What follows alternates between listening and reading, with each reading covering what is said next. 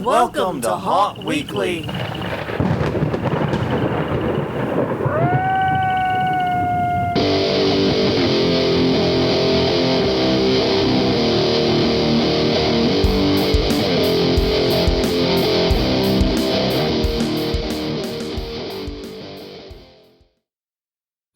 Hello, everyone. I'm Jonathan. I'm Crystal. And this is Haunt Weekly, a weekly podcast for the haunted attraction and haunted entertainment community. Whether you're an actor, owner, or just plain aficionado, we aim to be a podcast for you.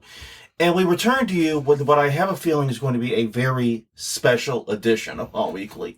Yeah, we may run a little long. We're coming at you legitimately not knowing how long this is going to be. Usually we have show notes, and we know about how much we can cover in 45 minutes to an hour, which is the range we shoot for. We have no notes this week. No. Literally. And you'll understand why in a second. But this episode could go significantly longer. It may end on time. I'm not making any predictions, but I'm also saying that you, as the listener of this episode, after it is recorded, have a better idea of how long it's going to be than I do right now going into it. Because we've decided to remove the time constraints. Because we have a lot to go through on this. And we don't want to rush it, honestly. And I feel like this is going to be an episode for damn near every type of Haunt Weekly listener. Yeah. You like it when we drag something and, get mad about things? You like it when I rant about shit that's awful? Yeah, guess what? There's going to be that. You love it when we have amazing haunt experiences and get to share them with the world? We've got that. And you want to hear about us bringing family members to a beloved haunt that we got to see for a second time? We got that. We got a little bit of everything, and we're going to get into it in just a minute. But first things first, if for some reason that is not what you want out of Haunt Week, I don't understand how the hell that could be possible. There's 460 other episodes. Go check them out at hauntweekly.com or Haunt Weekly on Twitter /X or whatever. Haunt Weekly on Facebook and YouTube.com /Haunt Weekly is the YouTube channel. Check us out wherever you get your podcast from. And before we jump into the topics du jour, we do have every week we do try to ask a question. Last time around, we asked you, what is one haunt mistake you wish that you could erase? Sam Farrell said, undervaluing your product. It's easy to look at the ticket prices of pro haunts and think you should charge extremely low prices to somehow make up for it, and basically reminds everyone to make sure your ticket prices are fair to your fans and to yourself. Yeah, and that's a great point. Great point. All right. Greg Packard said what Tim Fowler said, and Tim Fowler said, getting involved in a project with the wrong people. We've seen this firsthand and can't agree more. Yeah, I 100% agree. A bad partner in this is death knell for a haunt. Yeah. Way quicker than anything. Jeremy Bax says that I didn't do it sooner. Maximus Christian Bryant said, not 100% of my customer interactions in the queue have been great. There's been a couple of times where I've unintentionally made someone upset. I think about that and sometimes wish I could erase those moments. I have got a few of those in the queue line too. Yeah, I think that just happens being a human interacting with other humans. Yeah, because here's the thing, in that queue line actors don't talk about this enough, but in 4 hours of queue line acting or whatever, you can easily interact with thousands of people. Yeah. Think about the number of people, and in particular strangers, you interact with in a week. You're probably getting more interactions in one night than most people will get in a year or multiple years. They ain't all gonna be winners. Right, and we also know that everybody has... Okay, so unless you're a sociopath, you have that thing where you focus on the negative and the things that you did wrong instead of praising yourself for the things you did right. Yeah. I don't know anybody who doesn't do that, luckily. Yeah. It's very easy to, I don't remember what the study was, but it's like a negative experience is worth 7 positive ones or something like that, a 7-to-1 ratio. I've had times as a queue line actor where I've, gotten angry, blown my top, said things that I wish I hadn't said. And there are times I've been a little too aggressive in making fun of people or doing this or that. I have moments I wish I could erase too. But, you got to try to focus on the positive and understand that, if you're feeling that bad about it, it's very likely a bigger deal for you than it is for them. Yeah. That's something that you got to keep in mind. But I got to say, Isaac Chevalier is probably the one after my own heart here. He listened to the episode and said, "You really hit home with using Torx instead of Phillips screws." My God. Yep. Yeah. Yep. That deserves the King of the Hill. Yep. Yep. That's what that deserves. All right.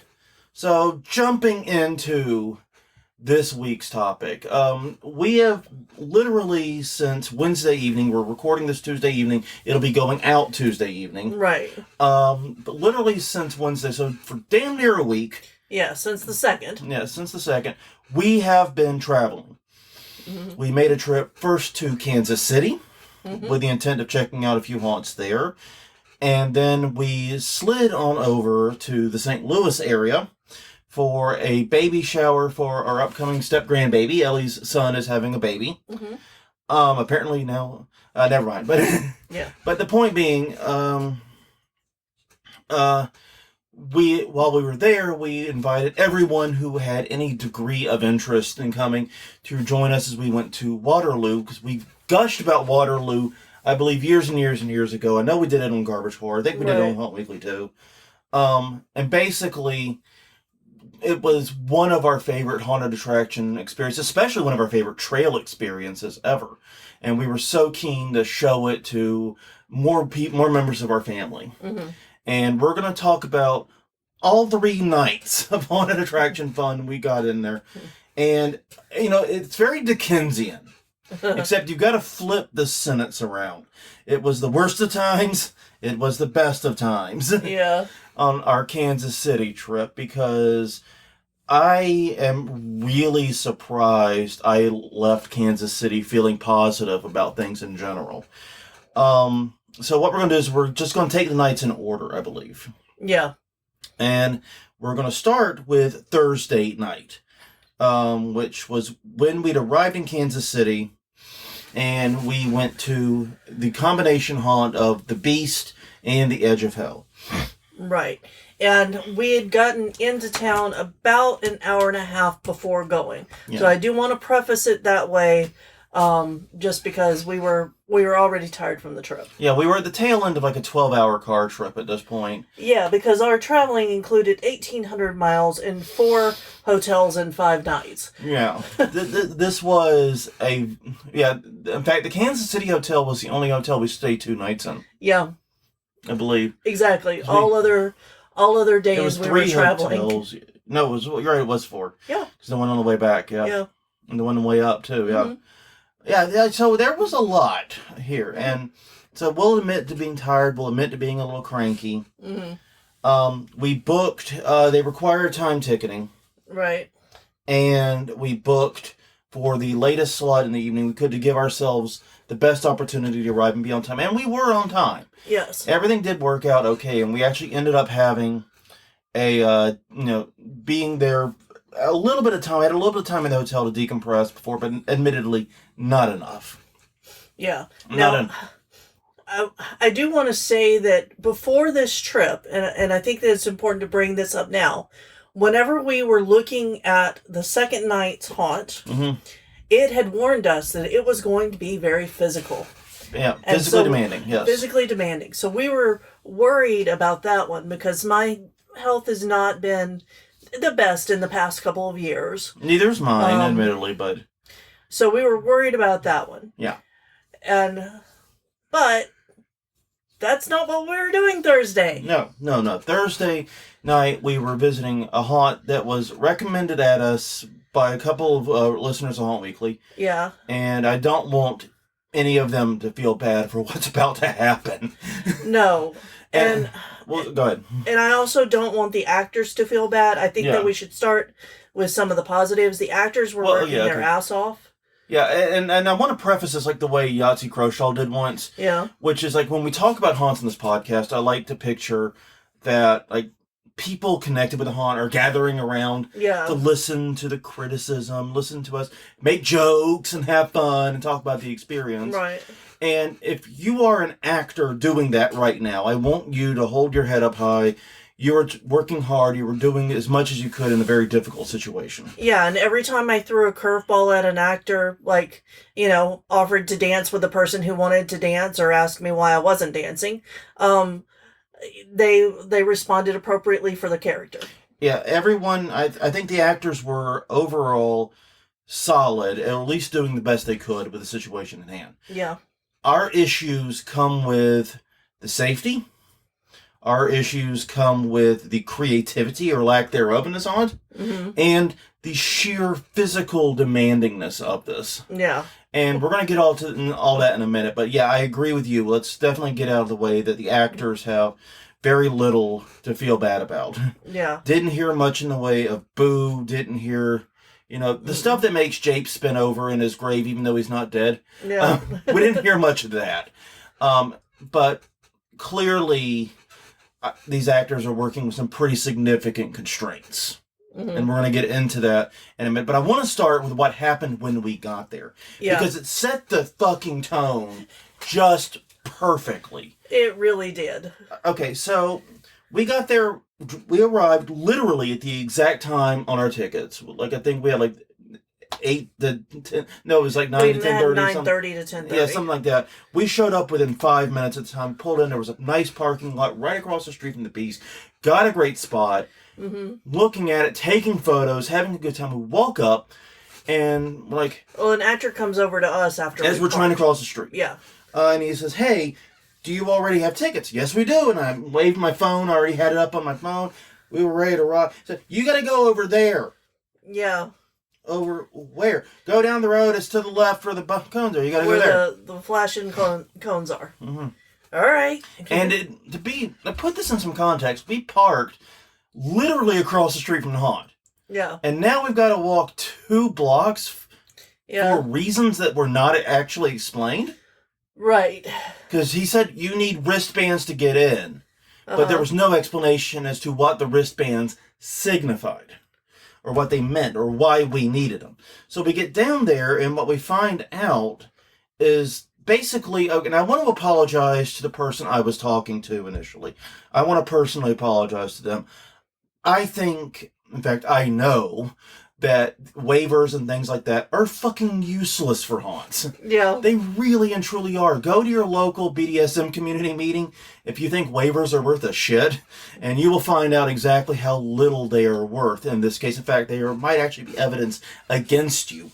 But regardless, I found out that they had changed their waiver process like the week before. Yeah, the week before they had changed their entire Which is well thing. after opening for them. Yeah. And that we really should have taken the fucking hint right then and there in hindsight. That's to me the moment where we should have wait a minute. What the fuck? Because what they have you do, and this is clinically insane, is you now have to sign the waiver in person there. And not only do you have to sign the waiver, you have to look into a camera and confirm that you signed it and that you have no questions about it. Right. It's the last time I was treated that hostilely, it felt like, was when I was giving a deposition before opposing counsel in a case I was an expert witness in. Yeah. That's what it felt like. It's legitimately what it felt like.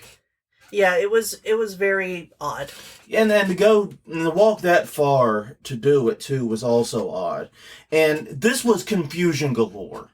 Because we saw other groups, large and small, really struggle to figure out what the hell they were doing. There was not adequate signage. No. And when we were done signing it, they gave us a wristband. We went back to the Beast, flashed through, and we told, and we had 2 different people, and we told both of them that we had 2 tickets. We were going to both events.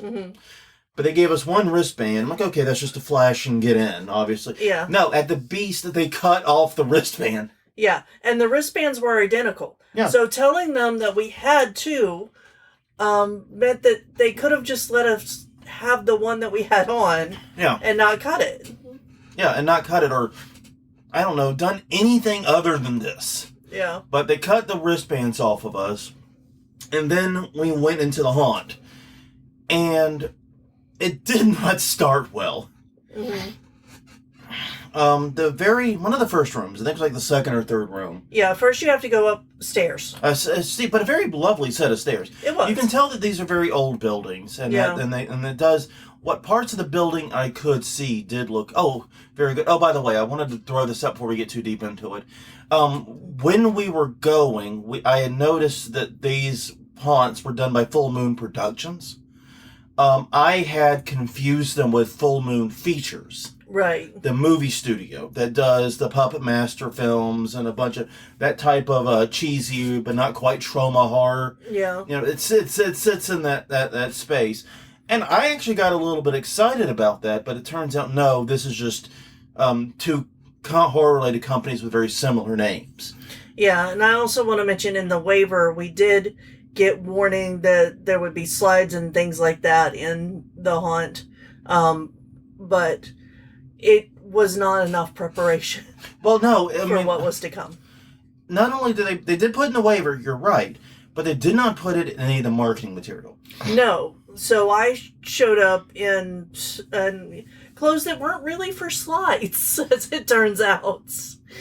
We'll get to that in a minute. Yeah, we will get to that in a minute because, like I said, if there was any mention of the slides in the marketing, I didn't see it. You didn't see it, even after we went back after going through it trying to. Yeah, find no, I went to the facts to see how they marketed the physicality of the two haunts, and to see if maybe we just didn't read deeply enough. Yeah, and that's one of the things that because I thought, well, maybe that's on me because I typically like to go into a haunt with as little knowledge of the haunt as possible. Yeah, I agree. And I don't do a lot of research on it. I don't want reviews. I don't want people tainting the experience for it. In fact, the first time we saw reviews for it, this is true, was when we punched the address in to drive there and noticed it had a 2.5 on Yelp.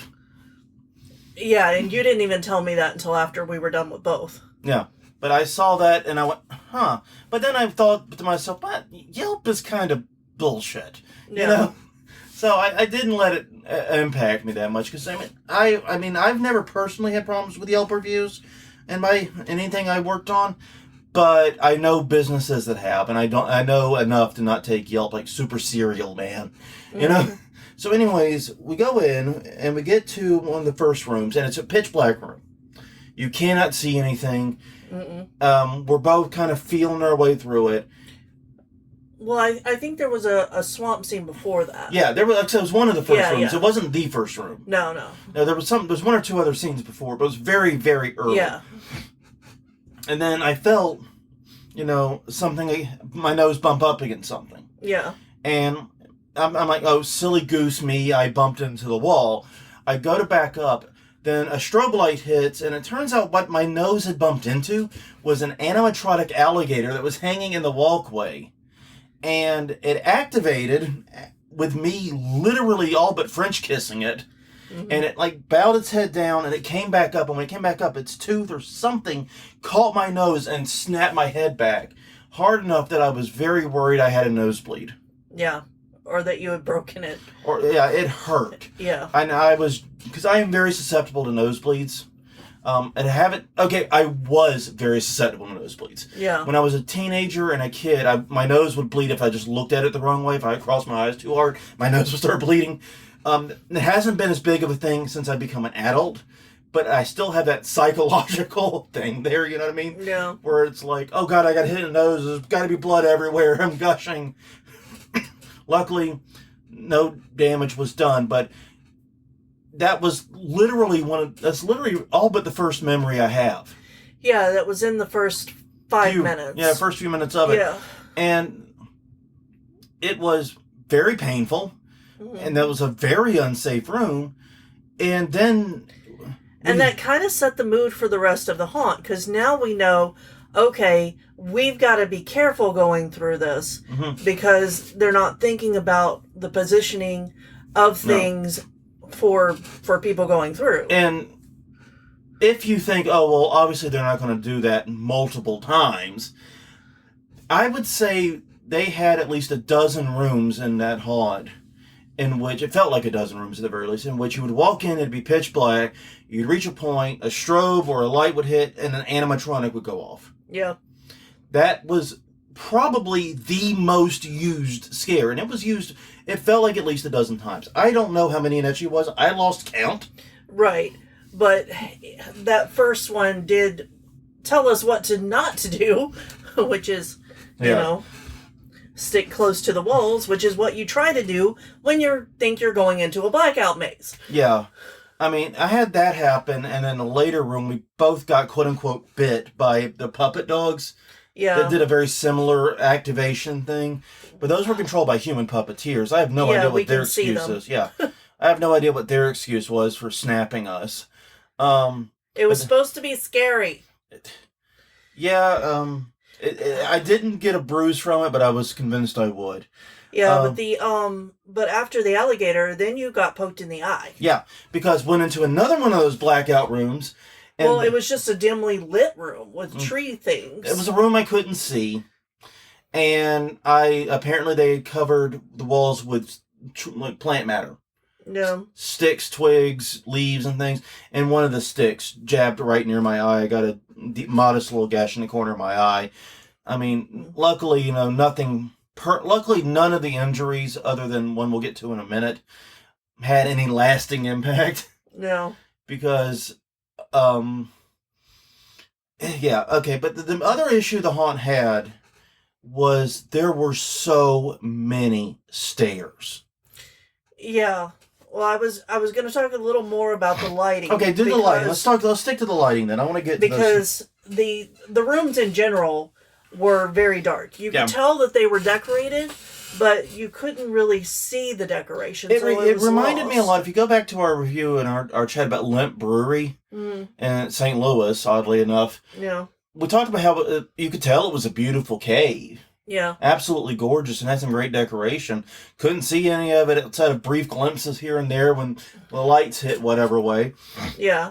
And if they just added a few more lights or brightened it up just a little bit, it would have been great. And for tree rooms, if you light them from the bottom up, they look creepy and give you all sorts of great shadows. Yeah, there were so many opportunities to light this for A, safety, and B, effect. Yeah. That they didn't take. They chronically underlit every scene, and I could not see what was going on. And it was more frustrating trying to figure out where to go, not helped by the fact that many times they would deliberately hide where to go. Yeah. Either give you multiple doors and only one's the real one, rooms with hidden doors. Yeah, the actors had to open for you. Or ones that you were supposed to find yourself somehow. I mean, and it got incredibly frustrating because... Yeah, and it wasn't us, but there was a group with us in a maze-type room where we were trying to figure out the correct door, because there was like... So I found a room off of the side of the room with all the doors immediately, but that room had no real... Doors. It was a dead end. Yeah. I mean, I'm going through this, like, asking, does Kansas City not have a fire marshal? Yeah, and the group that we were with was like, this isn't fun, I want out of here. Yeah. Like, that's a literal quote from somebody, not us. Yeah, and they were teens. Yeah. They were, like, mid-teens. They should have been the target audience. Teens. Yeah, this is your target audience. This is your bread and butter, and they were literally getting pissed off about not being able to go to the next scene. Yeah. And I honestly don't blame them. Yeah, because not only was it multiple doors in that area, it was also strobe lit. Yeah. And one of the correct doors just looped back into the room itself. So if you could easily think, aha, I solved it, and then fun fact, no. Yeah, no, you had to like move a curtain to find the real door. Yeah, it was a real struggle. So between the blackout rooms where an animatronic activates, the haha, you'll never guess the way out rooms, those were the two main scares, accompanied with actors popping around corners. Yeah. And the reason there were so many actors popping around corners was there were so few rooms where the actors were giving anything they could do. Yeah, this was not built for actors to play in. No. No, they gave a couple of boo holes for actors to pop out from around blind curves. So I get that, and that's a fine thing to add, but that's all they added. I don't recall any drop panels. I don't recall any, other than the dogs, the puppet props. I don't, you know what I mean? I just don't recall the actors having a lot to play with. Well, no, and it seemed like actors were supporting animatronics more than animatronics supporting actors. Yeah, and there were some and scenes, you know that's something that we harp on. and there were some scenes where definitely the human was the distract for the animatronic, and that is backwards. Yeah. I mean, they clearly were wanting to put. It's like The Darkness once again in St. Louis, Yeah. where they were clearly trying to put the focus on the animatronics, not the actors. Yeah. Now we can get back to the stairs. Yeah, now's a good time to get to the stairs because that ended up being, I think, oddly enough, my biggest complaint. Now, I personally, I don't mind stairs that much. Like, we go to the mortuary, they have a few stairwells in it. Haunts with stairwells, that happens in historic buildings. I get it. But there had to have been at least 20 flights of stairs in this. Well, not only that, but now that I'm thinking about it, there were 2 slides in that first one, which meant went down just to go back up. Yeah. Oh, yeah. Yeah. This was like... This was like the only haunt I can think of where I climbed a lot of stairs like this and even went down just to go back up was Raven's Grin Inn. Yeah. And it felt like with the slides and the stairs and everything, they were kind of like aping that a little bit with zero understanding of what made Raven's Grin Inn work. Yeah. No understanding of what Jim and Jessica Warfield were doing or are doing there. Yeah. I mean, they clearly did not get it. What makes Raven's Grin Inn such a great haunt. And it's just the insanity of the Warfields. Mm-hmm. That's it. There was no insanity or charm here. No. I don't remember and also I don't think we climbed as many stairs at Raven's Grin Inn either. No, we didn't. Nowhere near. Like, I remember there was this one scene in The Beast where we literally were going up like one of those square spiral staircases, if that makes any sense. But like into a bell tower or something like you see in the movies. And they actually had it lit really cool. Yeah. Had a giant purple and blue light thing emanating from the bottom. And then it's like, oh, wait, but I got to climb at least 8 flights of stairs in this. A. And B, halfway up, they cut off the fucking light for a bit to make it dark and make it scary. Yeah. It's like, no, this is a cool effect. I'm actually really enjoying this. I'm not enjoying... It took away from the fact that I'm doing so many fucking stairs. Yeah, I'm not enjoying the fact I'm spending half an hour on a Stairmaster, but yeah, it was so frustrating. And like you said, we got to the top. And what do we do when we get to the top? We went right back down. Yeah. And then when we went back down, what do? We went right back up. Yeah. It was over and over and over again with these steps. And you almost never went down steps because you were going down slides. Right. Which, as you noted, was not clearly mentioned on the site. Right. Which created a problem for you. Because I had worn a new shirt that is basically at waist height. But that means that whenever I'm on a slide and I'm doing slide things, that shirt is not staying down. So on especially the biggest slide, which was the second one in the Beast, the shirt came up and my back had a bad burn on it. Yeah. Not to mention... Because it's a giant metal slide. Yeah, and not to mention anyone with a camera or anyone at bottom might have gotten more of a show than they intended. Oh, they totally did. And I just, I'm sure it's out there somewhere. It'll show up. Yeah, it was... I was lucky. I mean, I wore what people refer to as Jonathan costume. Yeah. But my polo shirts were long enough. I didn't have that issue. Yeah. Well, I wore crystal costume. It's just my shirts are sometimes cute and not past my butt. Yeah, and not meant for sitting on. Yeah. Yeah, and that's just it. Like, when we went to Raven's Grin Inn, we were prepared for the slides.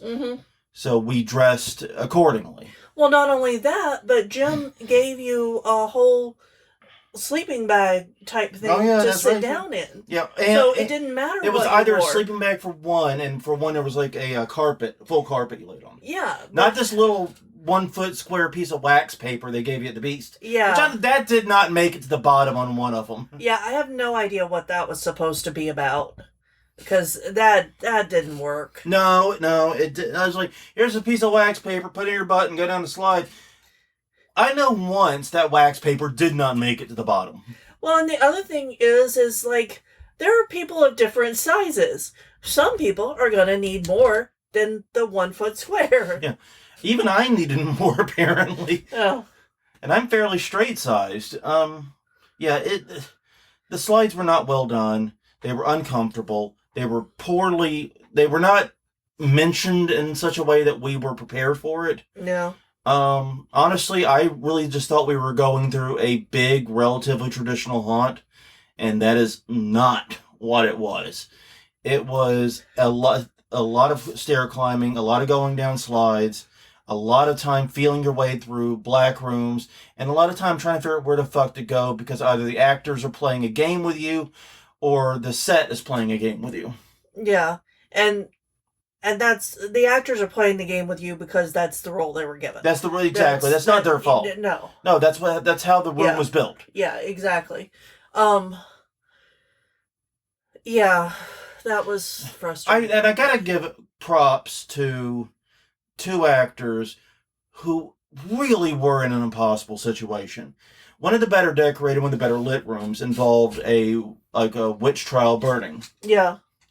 And they had a female actress being burned at the stake, and a male actor rather, playing the part of like a reverend or something, condemning this woman to death. We came into the room with the group that you mentioned, the teens, because we all entered there from the previous room where we couldn't find our way out. And he's giving this really bombastic performance, and she's doing a great job crying and sounding scared, and everything's coming together, and we all stop. Yeah. Because we're expecting something to happen. Yeah. Because it feels like this is leading somewhere. Because it's a giant room. And it's a huge room. And he's doing a really good job with the performance. They're both doing a great job with the performance, and it's like leading up to something, and then you could tell like he runs out of shtick and looks around going, oh shit. Yeah. And then he just starts over, which was probably the correct move. We're like, oh, we were just supposed to meander past this. Yeah. We weren't supposed to stand here and wait for the performance to reach its climax. Right. There is no climax. No. That's a great example of how good actors are getting hosed. Because there wasn't even like a scare in that No. room. I think that there was the fact that there was a quote unquote witch on fire was supposed to be the scare, but I just don't get it. Like, I don't understand it. there was no startle at all. Right, and what I was gonna say that I forgot earlier was that apparently for Kansas haunts, vertical haunts are like kind of a tradition there. Yeah. Like everything, because we talked to our friend who used to live there, and he said that, yeah, you're gonna do stairs and stuff, which maybe that's, but coming from the land of flat. Yeah, we came from New Orleans. We literally had to build a hill so kids would have a hill to climb. And know what it looked like. And know what a hill looked like, other than like in photographs and shit. Yeah, that's actually a true story. Yeah, Look at Monkey Hill at the zoo. Yeah, for the longest time, and I don't know if it's still true, maybe, it was the tallest... Highest point in the metro, in elevation. New Orleans area itself, I think. New Orleans itself, yeah. Well, I think all the way up until Monroe. Yeah, it was the tallest hill for a while. Yeah. I don't know, man. It's a crazy story. I don't know if it is still the tallest hill or highest elevation, whatever. But it's a crazy and very true story that they literally built a hill so kids could experience climbing a hill in New Orleans. So yeah, that is some of the problem we have, is we're not used to climbing steps. It's not really a thing you do a lot in New Orleans. No. And we also have a ranch style house. We do have steps in the house, but only a couple. Yeah, it's more of like a step down into the living room type thing, not a 2-story house. Right. It's at most a mild split level. Yeah. but yeah, the haunt really felt like it had only 3 scares that were just repeated. One of the scares was dangerous, and one of the scares was annoying and frustrating. And the other scare felt like just got old after a while and felt like the actors should be given different things to do. Yeah. And so it was, and the one thing I will say very positive about both this and Edge of Hell, which we have not gotten to Edge of Hell yet. No. Which fortunately will be a short conversation. But the thing is that this was a very long haunt. It was a $27 ticket price. We spent about 25, 30 minutes in it. Yeah. Yes, some of that was us getting lost in the room. Some of that was huffing and puffing up the stairs. Yeah. But we did get roughly 30-ish minutes out of it. Yeah, and I'm sorry, if you're going to have that many stairs and let someone go in who is of a larger size, please don't tell them to hurry their ass up. Because it's just frustrating. Yeah, it was a very rough experience. And when we got out, they said that we had to go back to the goddamned waiver place to get our other wristband, because they cut the first one off. And we legit had a conversation, because we were, at this point, we were across the street from the car. Yeah. We had a legit conversation. Do we even bother cashing in those second tickets? Yeah. And there were 2 things that made it to where we went and got them. Mm-hmm. 1 is so that we could report on the difference. If there is any.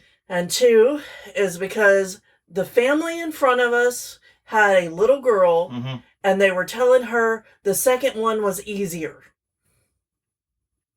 And I heard that, and I'm like, okay, if it's easier, maybe they mean physically, and I could do it. Fun fact, no.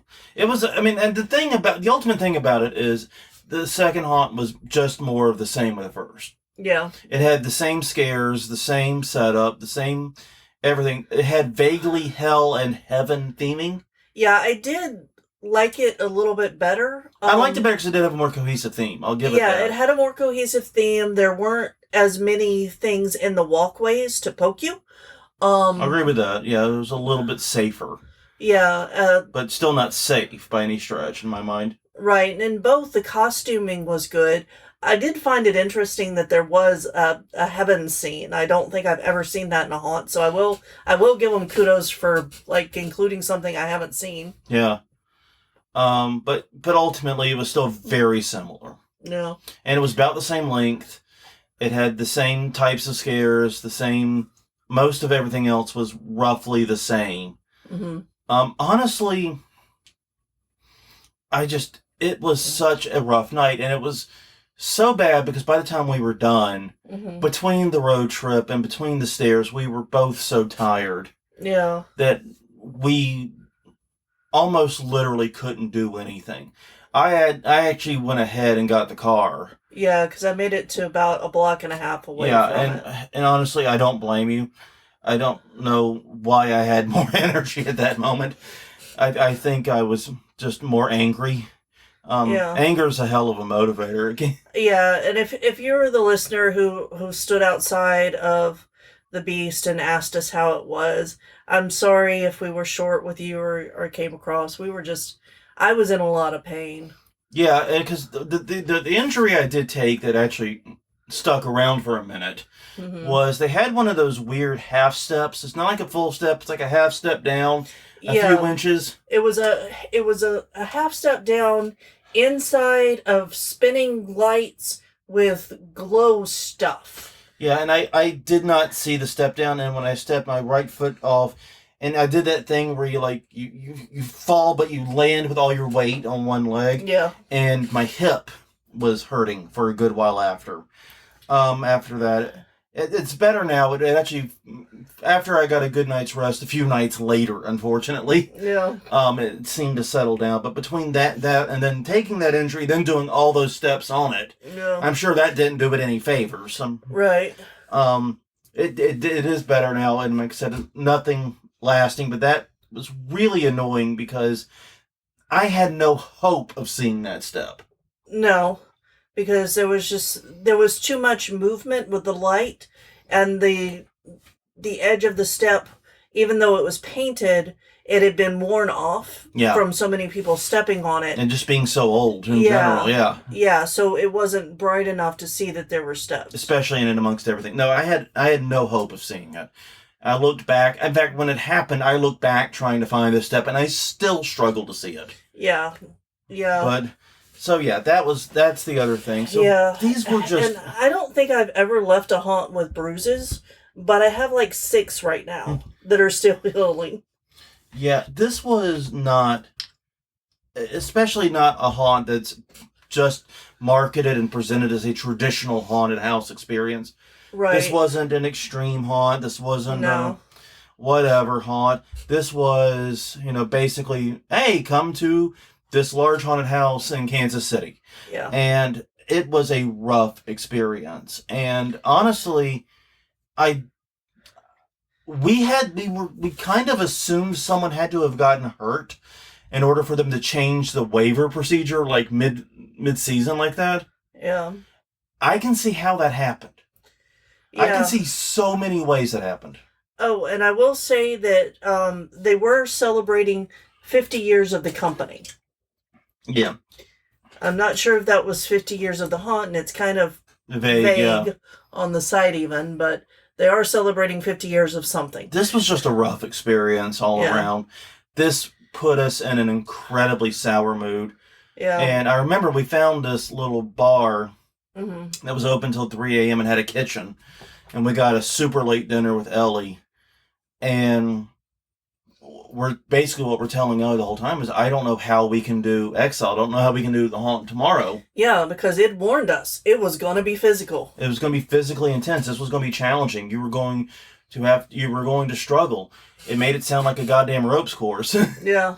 And we were like, I don't know. Because now, I'm beat up. Yeah, I'm beat up, and a trail haunt with actual hills, not New Orleans style, but actual hills, sounded very daunting. Yeah, it really did. So it started the trip off horribly, and frankly, I am surprised the trip recovered. Yeah. But it did. We're already 42 minutes in, by the way. Yeah. So just a reminder to the listeners, as we said at the top of the show, there are no time restrictions with this one. We're doing whatever it takes. Yeah. Yeah, because I was about to ask, do you want to break it up here? No, we're going to plow through just like we did in this trip. We got more haunts we're going to this weekend. We can't get further behind. And besides, like I said, I want to leave on happier notes. I don't want to end it here anyway. Yeah, but again, like everybody was nice to us. The actors were great. They just had shit to work with, and I don't think I could have done any better in those rooms. Yeah. Like I said, I feel very bad for the witch being burned and the pastor guy, because that's... Oh, there were also lots of hairpin turns and spaces to squeeze through that were... Oh, and the fireplaces. Oh, yeah, so much ducking, yeah. Yeah, you hit your head at least once. Yeah, it was fun because I thought I was through, and I stood up a step too early, apparently. Yeah. Yeah, I hit right on the corner. Luckily, one of them, you can tell in some of them they had put a decent amount of padding, and some they had not. Well, and the one that frustrated me was the one that the false ceiling continued past the curtains for the fireplace. Like, you went through the fireplace, you went through the curtains on the other side, and the ceiling was still going. The short ceiling. Yeah, so, the low ceiling, yeah. But, anyway. I'll say this. Everybody we saw in that haunt that was over the age of about 12 was incredibly frustrated. Yeah. And I will give it to them. They scared the ones under 12 pretty consistently. Yeah. And I don't think that's a bragging point. No. Like I said, we comforted one girl on the outside. Yeah. Because she was feeling bad about crying or being upset. And I'm like, no, you handled it better than people handle our haunt. We see 40-year-old people going through our haunt, Yeah. falling apart way worse. Yeah, and there's nothing wrong with being scared. They Yeah. are trying to scare you. That That's is the literally goal. what they're That's why trying to everyone's here, supposedly. do. Yeah. Anyway, so the reason for the season, the reason for the trip, for us to go to Kansas City rather than just go straight to St. Louis, was Exiled, Crooked Rosewoods. It's in Bonner Springs, Kansas, which is about 30 minutes west of the center of the city on the Kansas side of things. And the reason we were going was because we reported this on a news episode recently that Darren Lynn Bousman, the director of Repo the Genetic Opera and some of the later Saw movies, Saws 2 through, I forgot which one's the last one he did, and others, was supposedly directing both the Carnival and another VIP show. Yeah. And we were incredibly excited about seeing his work. And so, but now, because of The Beast and The Edge of Hell, we're achy, we're hurty, we are not at 100%. And like you said, this haunt has, in its marketing material, repeated, this is a daunting, physically challenging haunted trail. You will be pushed to the limit, da-da-da-da-da. Yeah, and after, like, so I got up and we went to lunch that day and to a yarn store with Ellie. And then I came back and I crashed it because my body just said, no, you're not being awake anymore. Yeah, we had to wake you up to leave. Yeah, exactly. I mean, we did not have a very full day, to put it mildly. We did have a lovely Italian meal, though, at that restaurant. We did, and the Yarn Social was very nice. Yeah, Yarn Social in Kansas City definitely gets a recommendation, too. Yeah. Thank you for joining us on Yarn Weekly. But, so we went out there. Now, the thing about Exiled is they have 3 tiers. Yes. And I'm going to give a criticism here in that I don't think they explain the difference in the tiers very well. I would agree with that. They do tell you that, like, tier 1 takes about an hour, tier 2 takes about 2 hours, tier 3 takes about 3 hours, and that your interactivity increases. But beyond that, there's not much explanation. Well, and there was so much talk about the physicality of the location that I was worried that stepping up to another level also meant that the difficulty of getting through the trail haunt would increase as well. Like maybe there were other passages you had to take, things like that. And that was a longer trail. You had more scenes, more obstacles, more things like that. Exactly. Yeah. I will say now that is not the case. No. Do not let the talk about the physicality of this haunt stop you from going. They're right to warn you. There are some physically challenging parts. But I think they might actually be the rare case of warning too hard. Yeah. Because, this was to us was way easier physically than The Beast and The Edge of Hell. Yes, definitely. Way easier. Way easier. So when picking our tiers, we chose tier 2. We agreed to the greater interactivity and to the heightened cost, but we were not comfortable, especially between the money and the physicality side of it, doing level 3.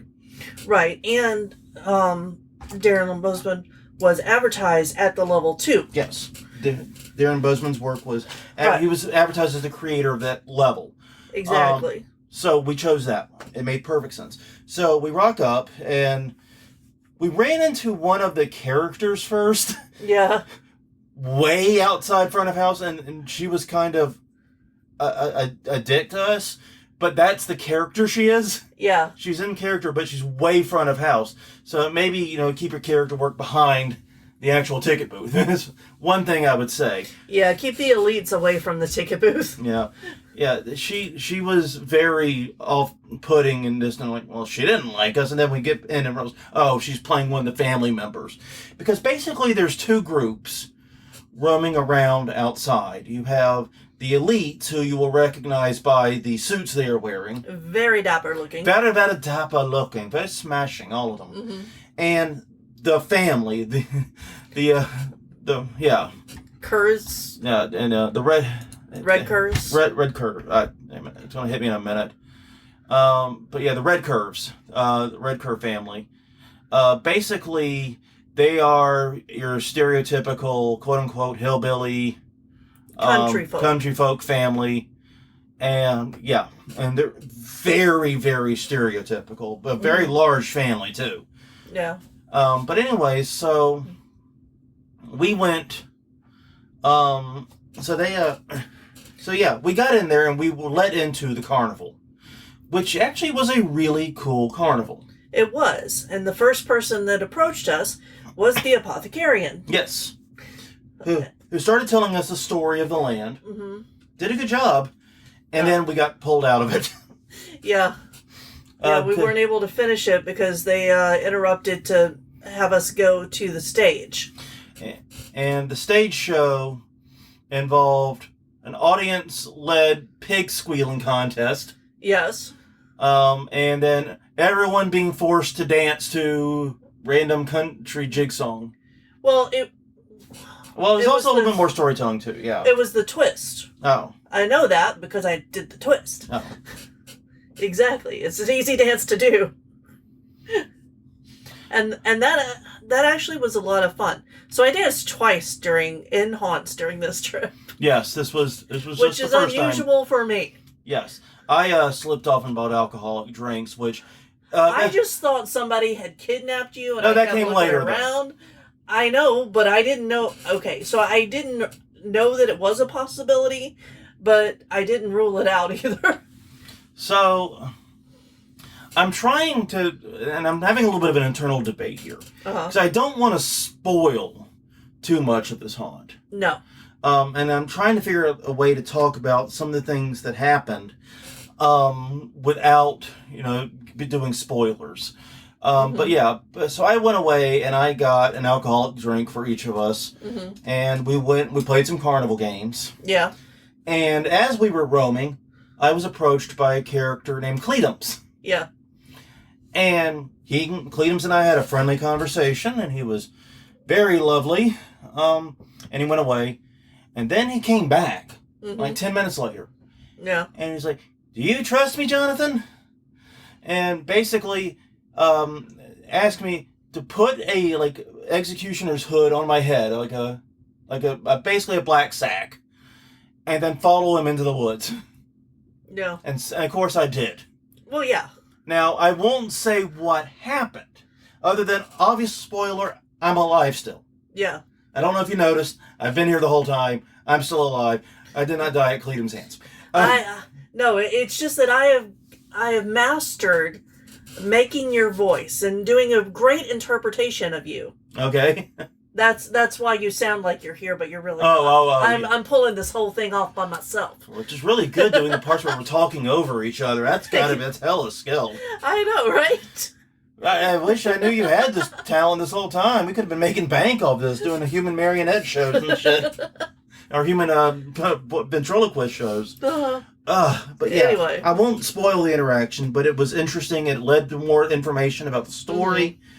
Mm-hmm. And it was a lot of cool. It was very cool. And apparently, pretty much all of the characters there have some degree of interaction like this. Yeah, and this is one of the times that I went to the website afterwards and to their Facebook page and wish I had researched it a little bit more before. Yeah. Okay. Because there are contests on their Facebook page that's every night. If you find certain characters and the first ones to find them in the night, you get prizes. I don't know what those are because I didn't know about it to know to do it. Yeah. I'm pretty sure we did interact with all the characters in question. Oh yeah, I did. One of them found me and told me she liked my hair. But I told her I liked her hair too, and then she wandered off. So all in all, we did pretty good with the carnival. Yeah. And because basically we got there at 7, almost on the nose. Yeah. Our tickets were at 7. But when we went past and got... Basically, and the other thing we forgot to mention when you're coming in is you will get a lanyard with your color of level. Green for level 1, yellow/white for level 2, and VIP is red. Yeah. And so, but since we were level 2, we were to go into the trail at 8, not 7. We had an hour to faff around in the carnival and with the stage show and all that. And yes, we did a great deal of faffing and had a good time with it. And it was starting to get close to 8, and people from our crew were already lining up. But I wasn't eager to run and get in the line yet, because we were both kind of dreading. Yeah. We're still wrapped up in this physicality thing. Right. And by the way, all of the characters that interacted with me one-on-one were terrific. Yes. Like, I'm just going to say that. I'm not going to tell all of the things that they said.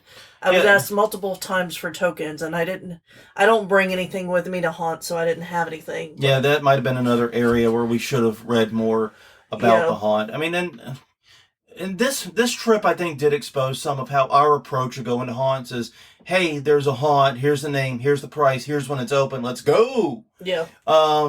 May not be the best for every haunt. Yeah. We like going in with no preconceived notions. Mm-hmm. So basically, if it ain't on the homepage of the site, or if it ain't like in the sticky post on the Facebook page, we probably didn't see it. And that's intentional. So just something to think about on both sides there. Mm-hmm. But anyways, we were milling about, and I noticed someone walking around with a shirt that said lead, and he looked familiar. Mm-hmm. And looked vaguely familiar, and I walked up to him, and I said, excuse me, I'm bad with faces, so if I'm wrong, just tell me to naff off, but are you Darren Bousman? Mm-hmm. And he said, yes, I am. And I go, hi, my name is Jonathan Bailey. I just bought a couple of lots of the Repo the Genetic Opera post from. He sent the photo from my office, showing me how we mounted them. And he looks at me, and Crystal's beside me at this point, and he says the line I'll never forget. He goes, yeah, but aren't you from New Orleans? Because he remembers shipping all that crap to me, I'm pretty sure. I'm pretty sure it's like, oh, there's that asshole from New Orleans again. Just, I'm saying it under his breath, and he's like, yes, sir. And he's like, so you flew up here for this? Oh, no, sir, we drove. Yeah. Like, that's better. That's totally not better. I don't know why. I thought that would make me seem more sane in the moment. We drove 12 hours just to see. I mean, and like I tried to explain to people, we also got a baby shower and got a bunch of other things going on. This was just a very opportune thing, which is true. It is true. It still did add like 8.5 hours to the trip. We still made sacrifices to do it, but it wasn't like the whole 12 hours there, 12 hours back was just for this. No. And he was like, how freaky do y'all want to get tonight? How weird. Yeah, it was hell weird. How weird. I couldn't remember. Yeah. How weird do you want to get tonight? And I'm like, I don't know. Follow him. And then he curls his fingers like, follow me. And at this point, I'm thinking, oh, great, we're going to go off into the woods to do drugs with Darren Bousman. I'm kidding, of course. Yeah. But, I mean, I had no idea where this was going at the moment. No. He led us back to the booth. The ticket booth. And had us get in line by this tent that we had noticed near the carnival. Yeah. But hadn't gone inside, and apparently would not have been allowed to go inside. Mm-hmm. And he brings back 2 red lights. So basically he upgraded us to VIP. Yeah. Which was like, we were very thankful for it. We were and are very thankful. Darren, if you do happen to be listening to this, I know I sent you the message on Instagram, but I want to reiterate here, thank you for your hospitality and thank you for your generosity. It was incredibly appreciated. Please don't think I'm a weird fan that literally stalked you to Kansas City. We didn't know you were going to be there. We didn't know you were going to be there in person, definitely. Well, no. Like, we thought you had influence over how it was built and the actor training and stuff, but we didn't expect to run into you randomly. We didn't expect to bump into you. And we didn't expect the other celebrity we bumped into. We'll get into that in a minute. There were multiple. Yeah, but I can't remember the names of some of them. Yeah. But anyways, we go in to this tent, and once again, avoiding spoilers. Mm-hmm. Trying to avoid spoilers here. Because on the site, I pulled up the site here, it's called Opulence, a VIP Experience. Mm-hmm. And basically, it is your opportunity to join, quote unquote, the elite. Yeah. Now, that's not a spoiler, it's literally on the site. Yeah. So, basically, what it is, it's a 1 hour program where you are joining this cult like thing for rich people. Yeah. Or for the elite in general, I should say. Yeah, it's basically your trial to see if you can be an elite. Yes. And you are going to, drink a lot of toast. I'll tell you that much. Yeah. That's not a spoiler. Bring your liver. That's what I'm saying. Or you can ask for water. You can ask for anything, actually. But yeah, and it's 21 and over. Yeah, it's 21 and over. That's a point there. But you're going to play a variety of games, humiliations. Well, it's only humiliating if you have any self-respect. Or if you care about what these particular assholes think of you. Yeah. And one of the things that's kind of great about it is I can talk about some of the things we did, but since it's totally random, your experience is going to be different. Yeah. Like, one of the things I had to do was go around and insult other members. Right. Other people, other guests. I couldn't... And so that was one of the things I had to do. They also had a game where people were begging like they were homeless. Things like that. These games change. The specific games do change. But be prepared for games that are going to push you out of your comfort zone, is what I'm saying. Right. And that's the thing. It's like, I'm not easily made uncomfortable. No. But this was definitely working to push me out of that zone. Well, and it's weird for me because I'm uncomfortable all the time. And I like to think about what I'm going to say and analyze and stuff before I say anything. Like, other than on this podcast and apparently in haunted houses. Haunted houses are my safe space. I've said this before, which is really weird, but they are. So I am up for anything in haunted houses. Yeah. We went along with it. And it's basically a 1 hour fully interactive show with a cast of like 6 or 7 elite who are going to put you through your paces, and there's just a lot of different elements involved in it. I don't want to do spoilers, but this is easily the most interactive haunted attraction event we've been a part of. Yeah. And it's like I said, it's 1 hour, but it feels much longer. It feels much longer. In a good way. In a very good way. It's very interactive. You forget that you're not auditioning to be part of this family. Yeah, this is... as I was telling Crystal when we were talking about it afterward, there's only 2 times in a haunted attraction I've had to remind myself it's just a show. I really should just relax. Yeah. Because usually I've always got that somewhere in the back of my head and I never completely lose it. Alien Encounters in Disney World, rest in peace, the goat. And this were the 2 times I had to go, well, just remember, Jonathan, this is still a haunted attraction. You are still in that space. Yeah, I thought you had mentioned Raven's Grin Inn. Oh, yeah, Raven's Grin Inn, too. Yeah. Yeah, okay. When we were talking, you had mentioned that you only got that feeling there. Yeah, I did get the feeling there, mostly because I realized we were 2 people alone in this creepy old guy's house. Yeah. And, like, nobody knows where we are, and we have no cell signal.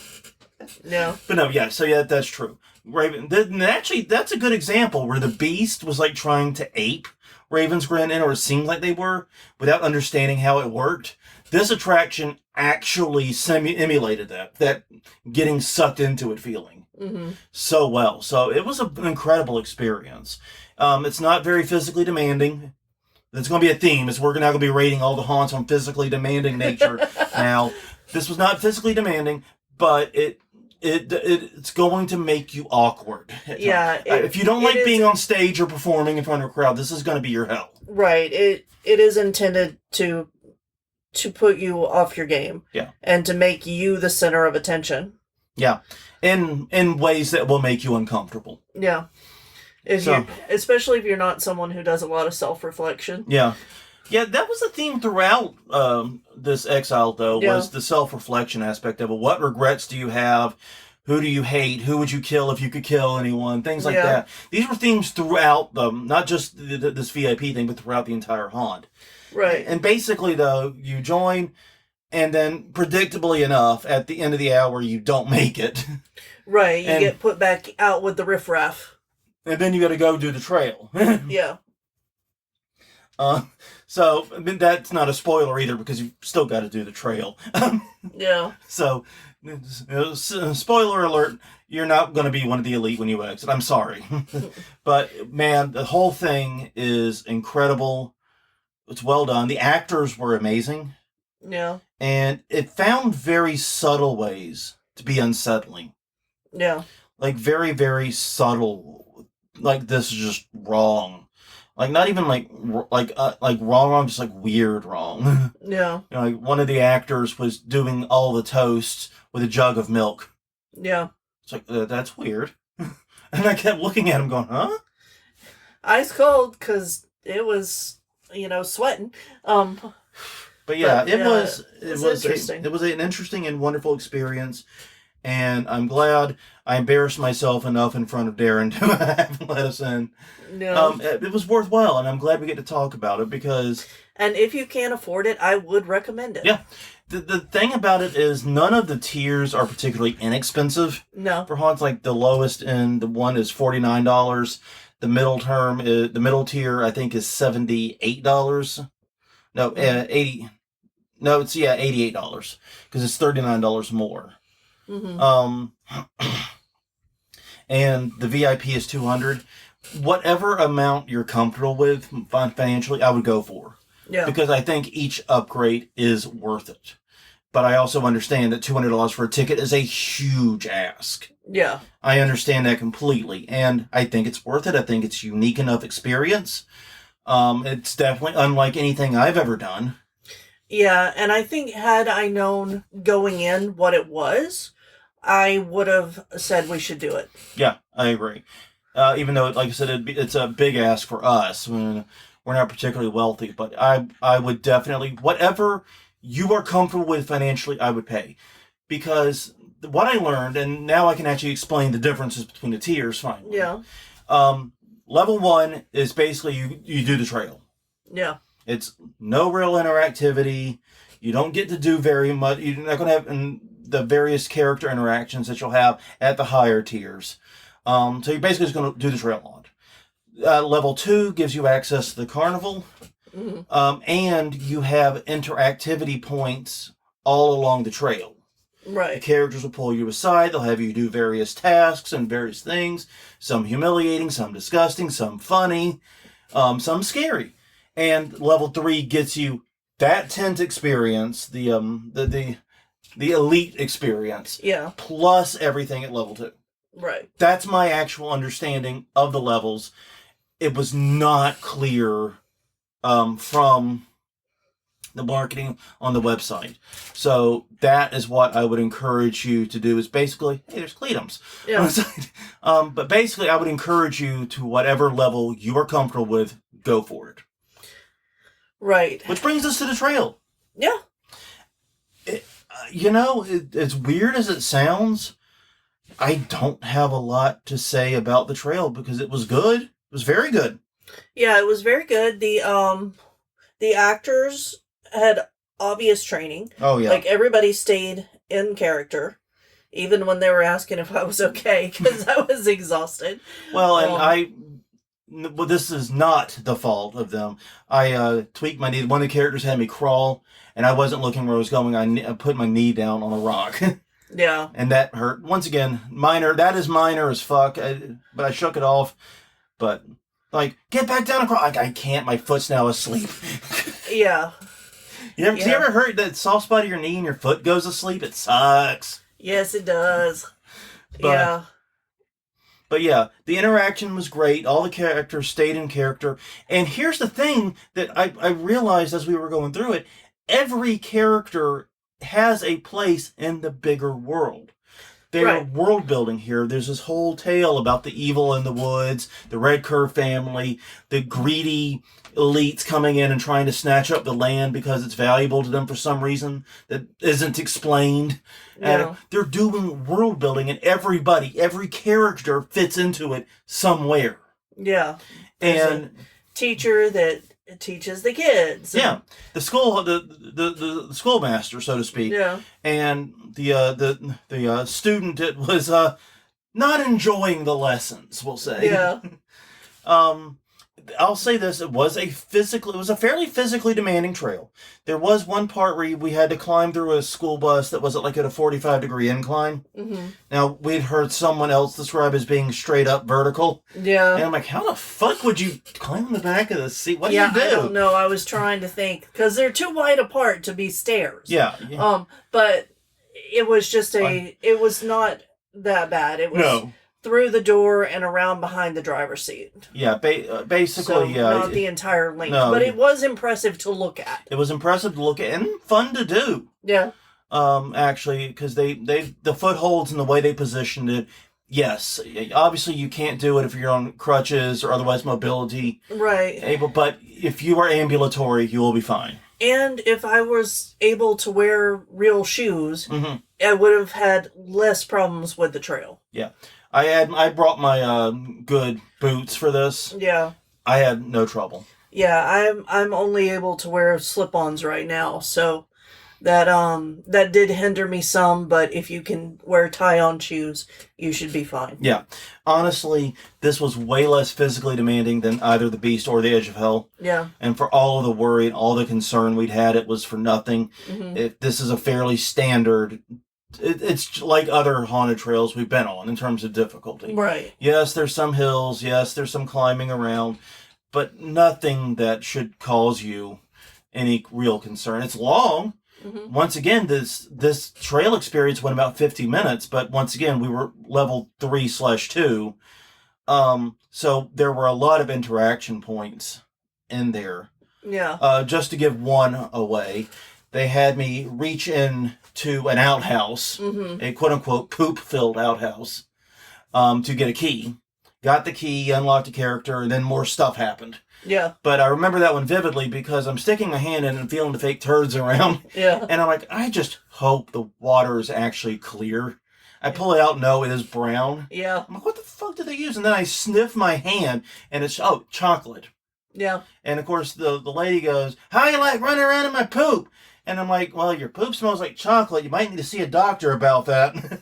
She's like, yeah, I got a sweet tooth. I got a sweet tooth. I love chocolate, all right? A little too much.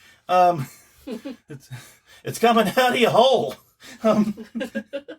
But yeah, if you are at the level 2, you are encouraged to interact. Now, they say do not talk to characters that do not talk to you.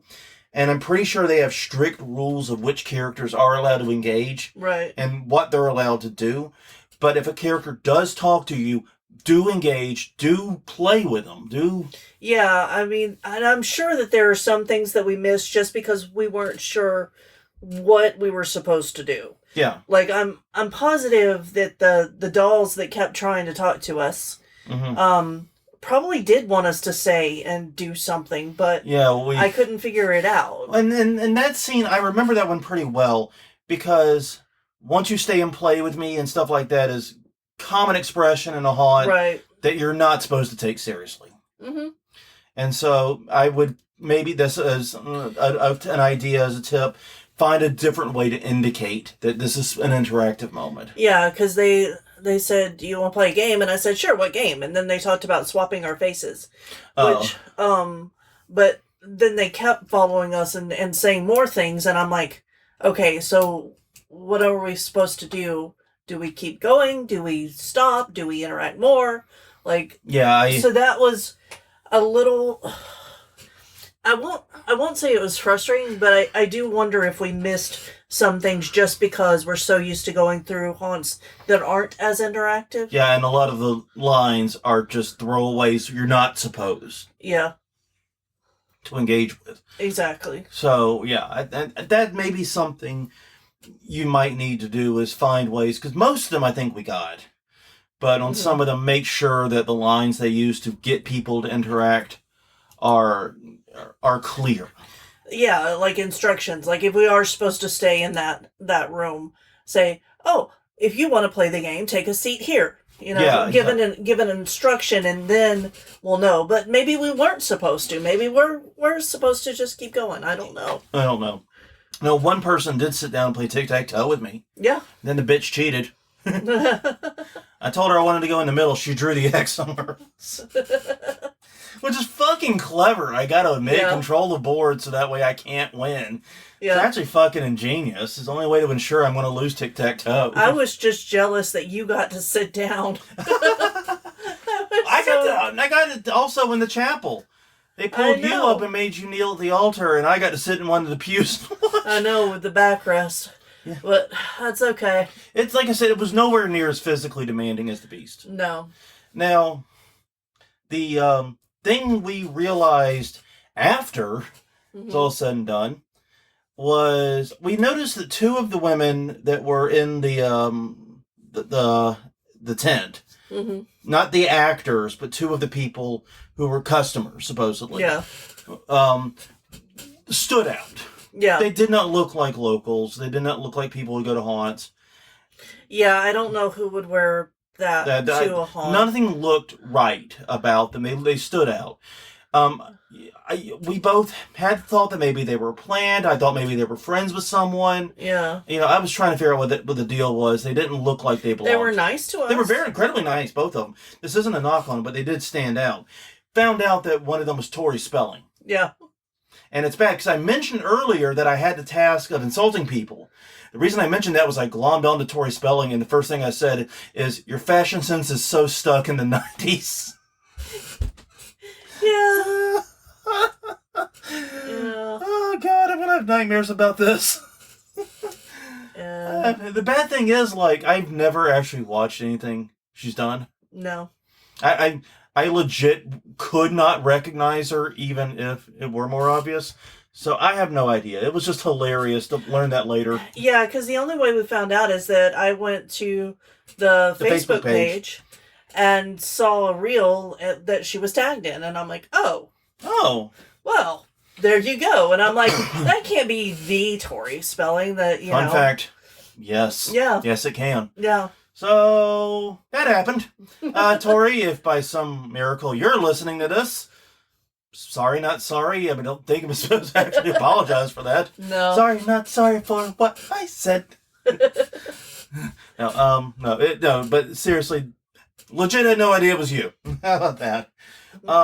Which is bad because I barely recognized Darren Bousman, and I expected him. I knew there was a possibility he'd be there. I didn't expect him there, and I've seen pictures of him recently. Well, yeah, and on the way up, I asked, "Doesn't he live near there?" And you're like, "No, he's in California." No, well, the mail came from L.A. Yeah, there's no way he's going to be there. Yeah, I knew there was a possibility, but I was not expecting it, and I did not think it likely. Yeah. But I was still marginally on the lookout for it, and I still barely recognized him. Yeah. And they also had a very cute little gift shop. Oh, God, their gift shop was one of the best. Yeah, and it was also very cheap. Yeah, I mean, that was one of the things, but this and the next haunt we're talking about both had really cheap gift shops. But this one, it was crazy. We bought a lot of stuff, including a shirt. We bought a shirt, a doll. A voodoo doll thingy. Yeah. Well, it was like a red painted baby doll. Yeah, it's weird. It's cool, but weird. A robot looking thingy. Yeah, a plastic piece of artwork. I don't know how else to describe it. And robotic a keychain. Artwork. And a keychain, yeah. And we got out for $24. Yeah, for 4 things. Yeah. And including a shirt. Like in a lot of places, a shirt alone would have been $25-$30. Yeah. So yeah, that was incredibly inexpensive, and I'm grateful for it because they did a good job mixing merch booth stuff. They had their T-shirts, they had their hats, they had their hoodies, they had their stuff with their logo, but they also had stuff from local artists and artisans, and some very interesting things that I could not find anywhere else. I'm pretty sure. Yeah. And yeah, we enjoyed it. It was all reasonably priced, and. Yeah, which is so weird because I would have assumed, because this is, like I said, an expensive haunt. It is a pricier haunt. I fully expected it to be an expensive gift shop, but it wasn't. Right. But that brings us to our last night of haunting, where we drove over to St. Louis, scooped up Ellie's brother, his daughter, and Ellie's mom. So 6 of us total. Mm-hmm. To revisit for 3 of us, revisiting for those 3 the first time, Waterloo Haunted Trail in Waterloo, Illinois. Now, we talked about Waterloo eons ago, and we'll talk about multiple times, as one of our favorite, if not our favorite, trail haunt. And the way we discovered it all those years ago was we were at a random costume shop in the Belleville area, which is outside of St. Louis. And we just saw this crudely printed flyer for a haunted house in the middle of the woods. And we're just like, hey, let's go. Exactly. Fuck it, we're going. And it ended up being this charming, very long haunted attraction that was inexpensive, but also tons of creativity and tons of inventiveness. And what makes it really impressive to me is, hey, they're one of the longest running haunts ever. I mean, I think they've been at it damn near at least 40 years now. I think 45 years or more. Yeah, I don't know. I can try to look it up. Yeah, look it up. They've been open for a long time. And realistically, they only do it 6 nights a year. This season, they're doing it 3 Fridays, Saturdays, and they're not doing it Halloween. And the reason, or the week before Halloween. And basically, it goes up the 2 weeks before, and it comes down the week after they close, because they are a sportsman club, and this trail is used for camping, it is used for hunting, fishing, all kinds of sporting activities. Yeah. So yeah, they so yeah, it's impressive how much they do in that little time. It really is, and everybody had a lot of fun on it. Yes. So I can't find the history of the haunt right quick, so we'll have to look that up later. Yeah, it's been around for a long time. Yeah, they don't have it on their flyers this year. I know they recently celebrated one of the big anniversaries, so. Yeah, I think it was 25 years when we went, like 11 years or 10 years ago. Yeah, it's been a long time that they've been doing this, and it's absolutely wonderful. It's a very long haunt. And one thing I noticed this year is that they flipped it. Yeah. And I kind of wish they hadn't. Same. Because, okay, the first year we did it, like I said, probably a decade ago now, we went, you would actually just go right onto the trail from where you turn your ticket in, walk onto the trail, do the trail, and then you would return via a hayride. Right. And that worked out pretty well, actually. With this one, we took the hayride to the start of the trail. Which meant the rest of the trail was done in reverse. Well, I think that's pretty cool that you can do that. It had a very big topography problem. Yeah, because the last probably quarter mile. Yeah, not long distance-wise, but felt long. Yeah, was uphill. Very steep uphill. And this is after you've been hiking for about a mile and a half or so. Yeah, because the Exile, my watch counted that I had done 3.5 miles walking around on that. Yeah. Because the trail itself was an hour by itself. Yeah, when they say you get 3 hours out of that ticket, they're not kidding, because it's about an hour at the carnival, an hour in the elite tent, then an hour on the trail. It's almost exactly that. Yeah, which is weird, because we don't usually like when they say that stuff. But, because nobody meets it except them, apparently. Yeah. Yeah, for them, it worked for us. It would not have worked if we had been young and running through scared. But that's not what you should time your haunt on anyway. Yeah. Yeah, so with Waterloo, it took a little over 2 miles. Yeah. That ended in the hill. Yeah, it was really, it's a long hike, and it has some uphill and downhill, but because of the way it went, that last quarter mile was up a very steep hill, where previously you would have started and gone down it and then did the rest of the trail. That, I think, is much easier. And we were not the only ones huffing and puffing trying to get that last hill done. No, there was somebody trying to do it on crutches. Yeah, I don't know how the fuck they're getting up that hill. No. To my knowledge, you're still there at the bottom. Yeah. But I gotta say, the reasons we went were still very much intact. Yeah. Tons of creativity. We found a few ideas we're stealing. Yep. Gonna tell you that right now. Got one idea in particular is ending up in the haunt this year. Yeah, because we've still got so much work to do. We didn't even talk about the fact that we finished the yard display before we left. No, I've got to put some spotlights up, and that's it. Yeah, everything was in the ground and like ready for people to walk through, which they did while we were gone. Yeah, so got it on camera. It was great. Yeah. But anyway, back to Waterloo.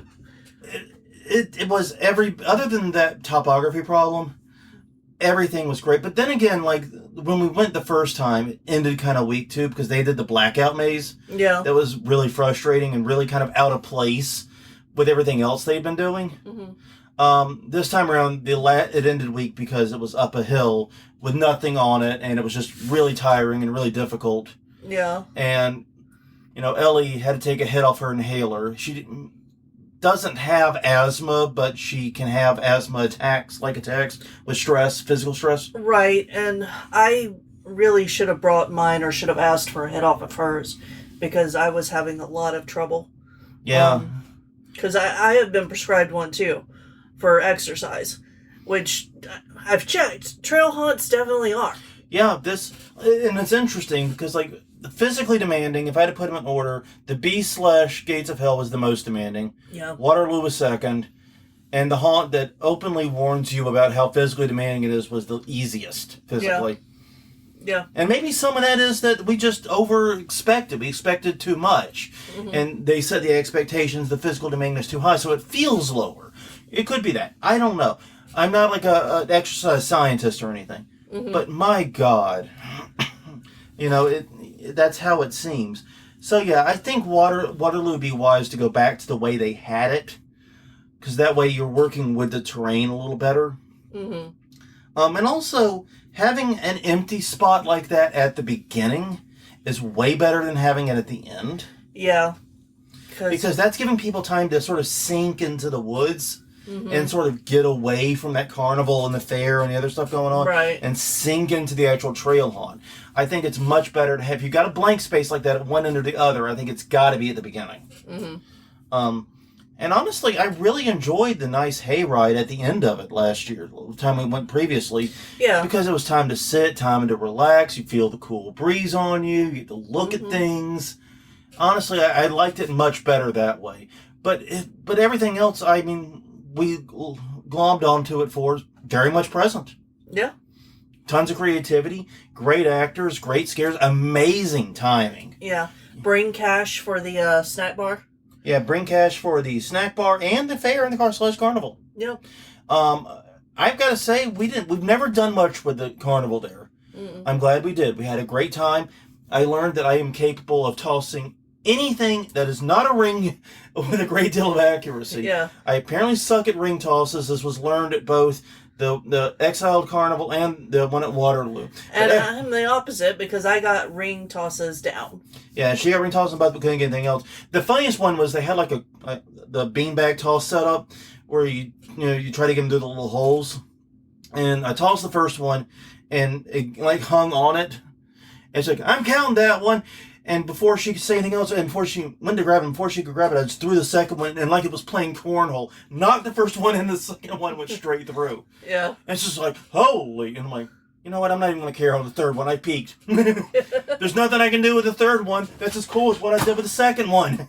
Yeah. Well, and the thing is that you and her are the only ones that saw it. I know. Because you did it so fast that I didn't even have a chance to look. Yeah, it was just like... Because like she was trying to grab, I'm like, no, you will not grab that. I take it.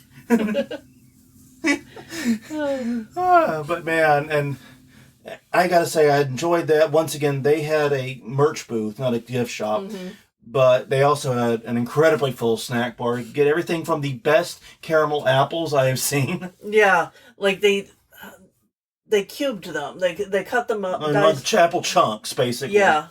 Yeah, so not slices, not in half, not whole, then little chunks, and then drizzled the caramel with over a really the top. good caramel sauce. Yeah. Because I like caramel apples. I like the flavor, but usually caramel apples are impossible to fucking eat. Yeah. They've solved it. Turns out the answer was there all the time in the IKEA aisle with the apple cutters. Yeah. Who knew? So, yeah, it was a wonderful experience. Everyone there was so friendly. The only other complaint I have, I do want to mention this briefly, was one of the werewolves was wearing a Donald Trump Make America Great Again hat. Yeah. And I've been trying to decide, is this pro or anti-Trump? I can make a case for either. Yeah. I legit don't know what that says politically. Yeah, and I don't, it was in a cage, and I just wish it wasn't there. Yeah. Because that's the only political thing that was there. Yeah, exactly. It really stood out because of that. Yeah. It's like we said about the mortuary. I'm going to haunts for escapism. Yeah. One of the things I'm trying to escape is the wall-to-wall election coverage. Yep. So please let me have my werewolf without having to discern whether that's a pro or anti-Trump thing. Because like I said, you can make a compelling argument either direction. Yeah. So anyways, but yeah, that was a wonderful experience, and both Ellie's brother and his daughter loved it. Yeah. Her mom was more on the fence about it, but Her mom's not a haunted house person. at all. Yeah. She did enjoy it. I think she especially enjoyed the fair and the food and the other stuff going on too. So I mean, all in all, there was still stuff there for her, is the main thing. And I'm glad we took them. I'm glad they got to come. Mm-hmm. I am very glad that the 8-month pregnant mother-to-be did not come, despite... Yeah, she was originally thinking about coming out for it. And then she changed her mind at the last minute, and we all went, phew. Yeah. Yeah, because that would have been a baby on the path. Call him Baby Waterloo. Yeah. All right, well, that's all we have for this week. It's a double episode, basically. Yeah.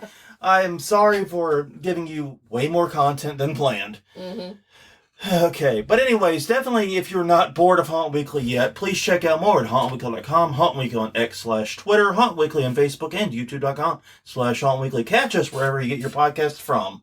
Until next time, I'm Jonathan. I'm Crystal. And we will see you all next week as we talk about more haunted houses that we visited and the haunt we're trying to fucking build. We'll see y'all then.